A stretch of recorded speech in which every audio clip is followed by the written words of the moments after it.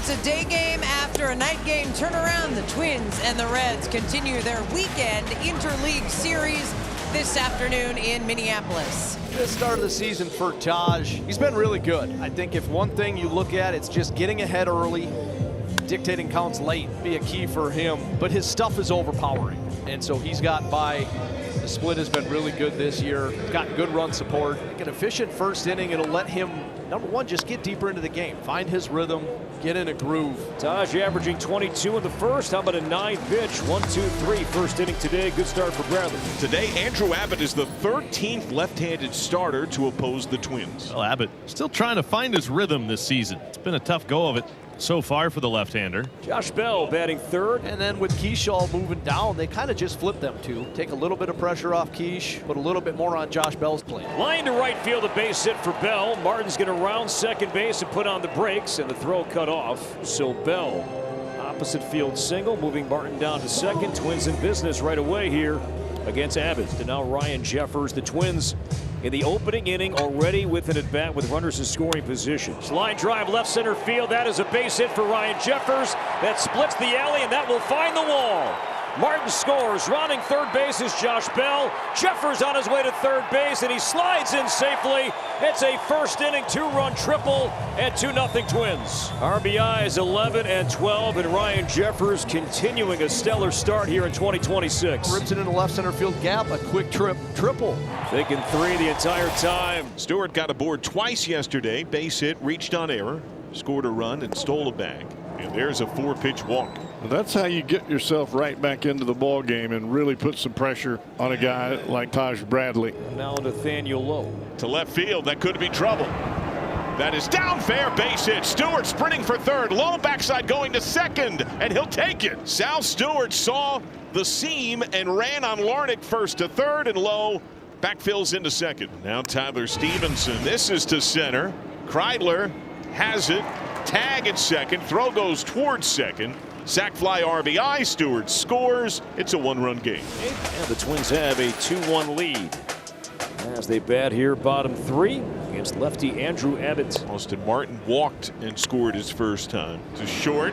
Stabbing backhand bobble. De La Cruz got him. Joey Casey has been very aggressive, challenging plays. He's been accurate, and sure enough, the Twins will challenge here. Foot is on the bag long before that ball even enters the glove of Nathaniel Lowe. De La Cruz, it was that little bobble right there. He played it back. I think he relied on his arm strength, but not enough to get Austin Martin. After review, the call on the field is overturned. The runner is safe. Minnesota retains their challenge. De La Cruz, a couple of errors a couple of days ago against the Giants, and there's another one. And Martin is on with an error by the Red shortstop. Leadoff man is on for the first time today, Josh Bell. That's a fair ball. Hit the bag for one. Tag play at second. Save. Ellie pointing at the bag. Are the Reds going to challenge? He was able to reach on a challenge that overruled an out call. Could the Reds erase him? Did he come off? Now his hand was on, then his foot was on, and then they tagged him when his trail foot came off. The question is, was the hand still on? I don't think his hand ever made it back to the base. It's just a matter of that left cleat. If he was able to hold the base or not. After review, the call on the field stands. The runner is safe. That's one of those plays that on Tuesday it can go against you, and on Wednesday it can go back for you. Keyshaw has popped out to first. Line to right field, that's a base hit. Martin rounding third, he will head home, and the throw will be late. And Luke Keyshaw the opposite way with an RBI single.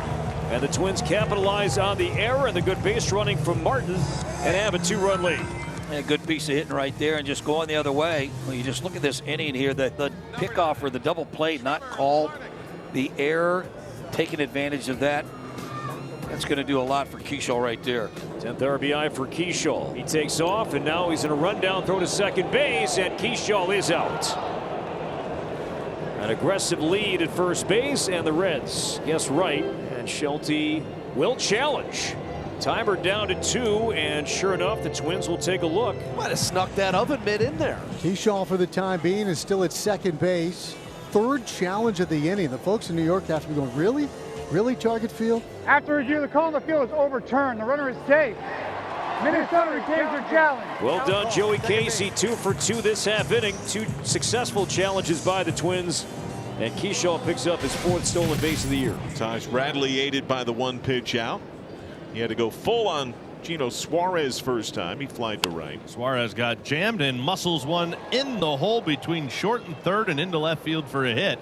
Suarez is going to try for 2. It's bobbled by the left fielder, throwing to second, close, but he is in there safely just ahead of the snap tag from Keyshaw, the second baseman. It looked like it went off the backhanded glove of Brooks Lee trying to make the backhanded play on that ball over in the hole at short. It was a sinking line drive. It took that bounce right off the heel of his glove. Tyler Stevenson's now the hitter. Stevenson provided the Reds' first RBI today. And smacked over short, base hit.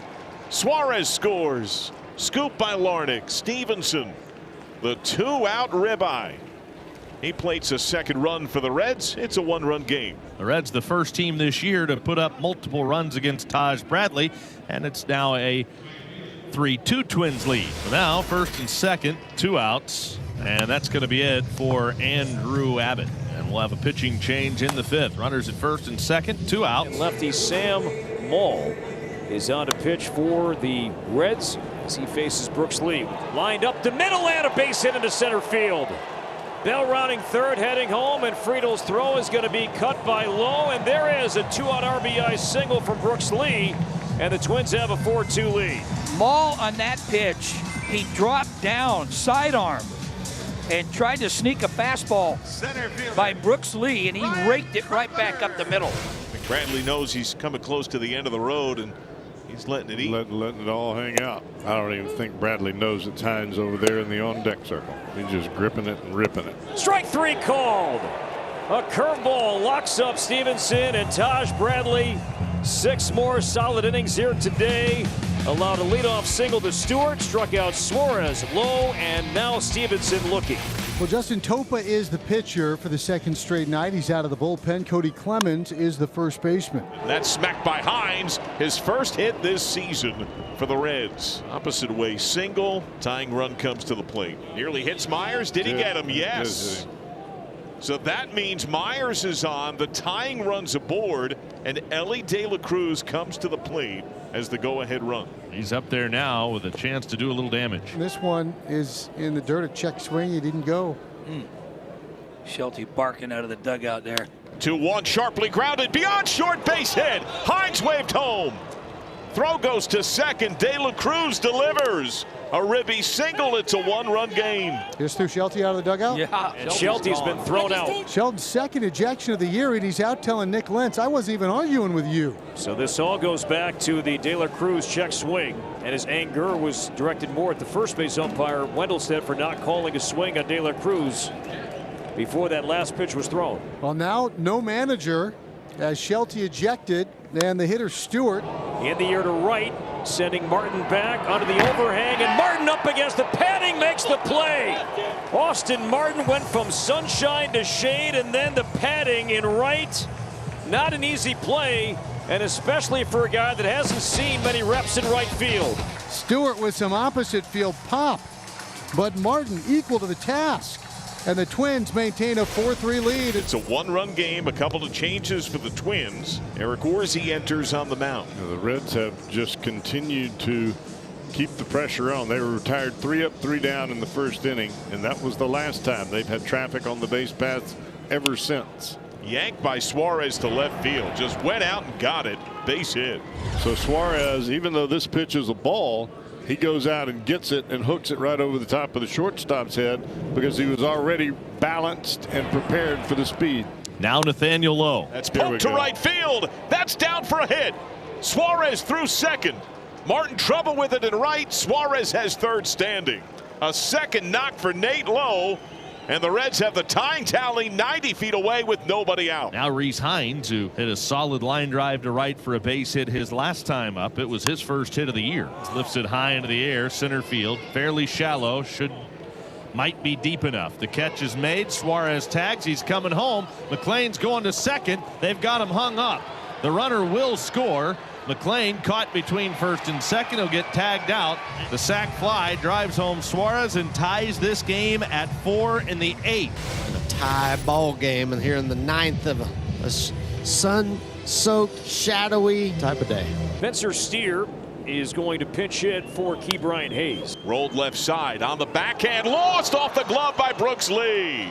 Steers aboard, the go-ahead run is on to begin the inning. However you can get it done. They've had a couple situations, the Minnesota Twins have, where they've benefited from a Reds error to start an inning. So as long as you can get them on, who cares how? I think we're about to have a bunt. The Reds' best bunter, TJ Friedl, is due up. Bunt dropped out, good one. Throw to first, a little offline, out. Just able to stretch back and stay on that bag. So now Dane Myers. Reds 2 for 8 with men in scoring position today. First pitch, chip to center. Kreidler can't get there. Steer around third. He rips home, and the Reds take their first lead of the game. It's 5-4 Cincinnati in the ninth. Yeah, that is some unbelievable manufacturing of a run. An infield hit by Steer, a bunt by Friedl, and then a little jam shot single by a guy that came off the bench to pinch hit earlier in Dane Myers. Jeffers is out number 1. Tony Sanion trying to preserve a 1-run lead. Luke Keyshaw, the batter. Struck him out. Little Sanion strut after that came. So the pinch hitter will be Matt Wallner. Struck him out.